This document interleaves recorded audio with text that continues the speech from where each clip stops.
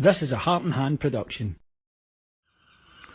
Hello everyone, my name's David Edgar. I'm the host of Heart and Hand, the Rangers podcast, and I'm joining you today live from Ibrox Stadium after Rangers exercised some demons from last season with an 8-0 victory over Queen's Park in the Scottish Cup.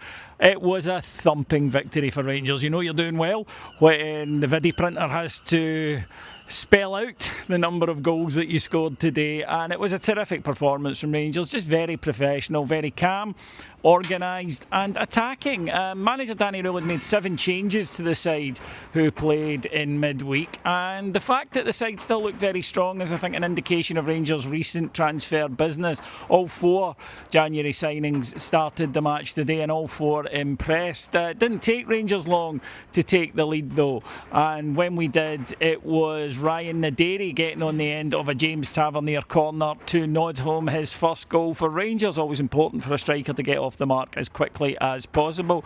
After that, Queen's Park actually did, on a counter, get the ball in the net, but it was ruled out for offside. I really don't think it would have made that much of a difference today though. The vibe at Rangers now is a bit more relaxed. I think people beginning to trust in this side that Danny Rowell is putting together, and it didn't take long for Rangers then to double the lead. James Tavernier getting his first. He would go on to have a very good day indeed. He then made it 3 from a corner. Now, it was the same keeper as Queen's Park had last year. When you'll remember, he turned into Gianluigi Buffon for the afternoon and was just unbeatable. Well, today it looked as though the devil had come round to collect on that one, because from a Tav corner he flapped at it, went to punch, and it went right through him, and it was 3-0. Rangers were then awarded a penalty, which Tav strode up and confidently dispatched for a hat-trick, and I believe it's his first career hat-trick. Can someone check that? Doesn't sound right, but apparently so, taking him to over 150 goals now for Rangers, which is remarkable for a full-back. It really is, and he thoroughly deserved it.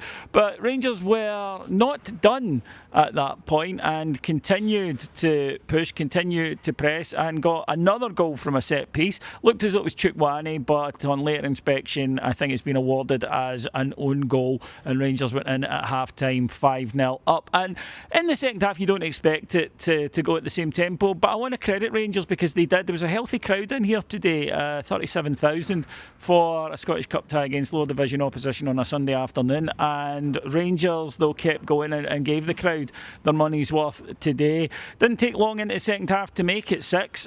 Terrific ball in from the impressive Oliver Antman, and rising up with a great header was Ryan Naderi to make it 6 and get his second of the afternoon. He went off to some big applause later on, and Rangers continued to push. They got the 7th, and it was another goal this week for Bojan Miovski. Brilliant ball in from Magoma, and he nodded home. The 8th was maybe the pick of the bunch. A lovely sweeping team move by Rangers in the last minute. Ended up with Chukwueze playing a lovely 1-2 in the edge of the box, and then just sweeping the ball low into the net.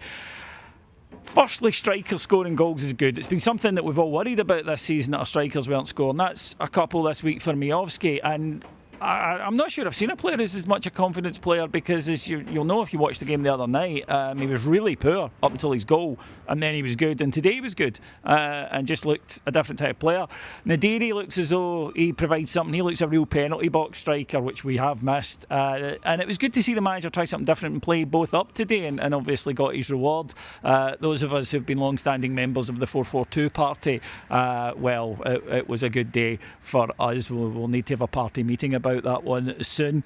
Chukwueze in midfield, what I really like about him is he wins second balls. He's like a hoover for second balls, and that is important. Romans, again, looks good, sturdy, likes to attack, overlap, underlap, gives us different options as well. And Scott Volson, unlucky not to score with a really well-controlled volley in the second half. But the thing about this Rangers team is when players were coming off the bench, and more so the players who were left on the bench, or players who weren't available today, we begin to have a side that you think, okay, there's guys who can contribute. They might not be stars of the side, but you need players who can contribute in a title run in.